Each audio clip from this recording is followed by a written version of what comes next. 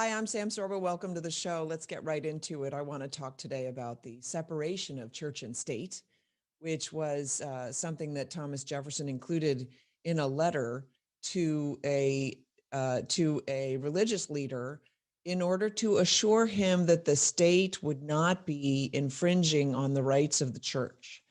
But we have perverted that phrase to mean that the church has no place in government, which of course is absurd. And it's very unfortunate. At the time that that phrase was written, let's just say the government was usurping rights.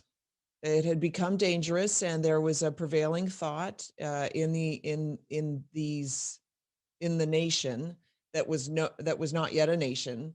There was sort of a prevailing thought that the government shouldn't have as much power as it heretofore had had, and so that is where that phrase comes from. And today, what we've seen is, and I've talked about this before, this idea that you can teach children apart from morality. But if you teach children apart from morality, all you're doing is making better criminals. Think about that. Now, I thought that there was a founding father who actually said that, but I went on the interweb and I looked it up and I couldn't find the quote anywhere, which makes me sad because either they've gotten away from it or I must have read somebody else having written that. I want to invite you all to join me on Epic TV, and you can go to Epic TV and see my stuff is going up as we speak. I'm very excited because I'm doing a new show all about education and how we've lost the thread. We've lost the focus of what education should be. We do not any longer have an understanding of the very word education, sadly. And while I was doing some research for the show, I went and looked up the definition of education, and lo and behold, they have perverted it from its I the original, which of course, it's not the original definition, but Noah Webster put it in his, I think it's it's an 1800s dictionary that I have that's actually right there on my shelf. 1828, his dictionary. And the way that he defined education back then was it basically included moral teaching, because it never occurred to them that you could train somebody without morality, because that is part and parcel of learning how the world works, learning how to be in the world. And if you bring up a child without morality, then you bring up a child without manners. Basically, you're bringing up a child without any kind of grounding. And then what's the child to do? Anything that person wants to do with impunity, basically. And then you have all the people who have been brought up that way. How are they going to be enforcing laws? So if the one morality is don't break the law, but of course the underlying morality is only break it if you can get away with it and won't get punished, it's off the rails. So I wanted to talk about this briefly because this came across, I can't remember if I was reading a podcast, but I made some notes, as I do. There's no separation now between the Church of Progressivism, and it is a religion, and the state, because the state supports progressivism at almost every turn. Now, that is not to a person, but by and large, the state is very busy supporting progressivism, progressive ideology. And partly the reason is because the state believes that the state is the solution. Now, there are individuals, conservatives, who are serving in government who don't hold to that. And God bless them. That's awesome. But we have this seemingly monolithic government that only tends to move in the one direction, and that is to usurp power. So the prevailing church today, and it's throughout our school system, and don't argue with me on this, it is throughout, it has pervaded certainly our public school system, certainly our government school system, but I would argue that it is also within many of our parochial schools, many of our religious schools, if only because they have taken the government school paradigm and decided to work within its framework. And so this human secularism slash socialism slash humanism slash progressivism slash Marxist ideology is now throughout our education.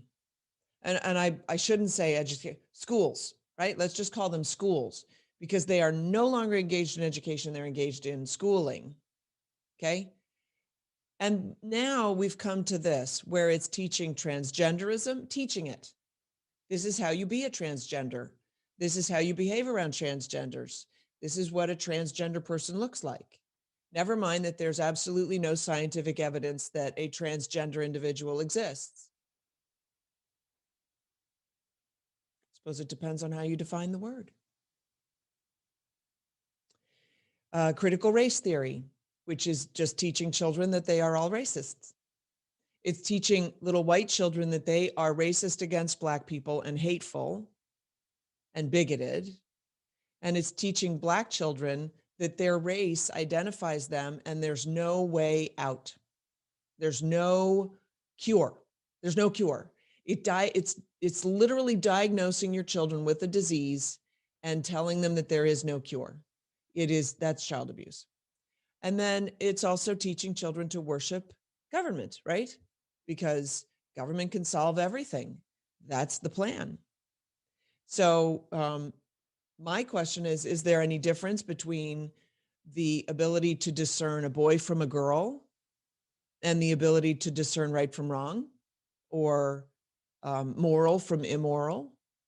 Are we going to say, oh, those are two different things? Because I lump them all together. You either can discern, and good for you, or you can't. And right now we're teaching children not to. And then this final little note, which I thought, sorry, before I go there, I just want to ask, if teenagers are now just arbitrarily able to determine their gender, they can mutilate their bodies. Doctors are applauded and paid handsomely for removing 13-year-old girls' breasts and the like. Why not pedophilia? I mean, if the child consents, why not? And don't give me, oh, it won't go there. I'm just saying, why wouldn't it? Prove to me that it won't. Prove to me that if we are basically tacitly affirming all of this craziness, that it won't go into further craziness. Because look, if you don't have a backbone, you don't have a backbone. Where do we draw the line? When do we stand up and say, that's a lie? That's a lie. Stop lying. Let's deal in truth. Even the smallest child knows the difference between the genders. Boom, right away. Without question, knows the difference.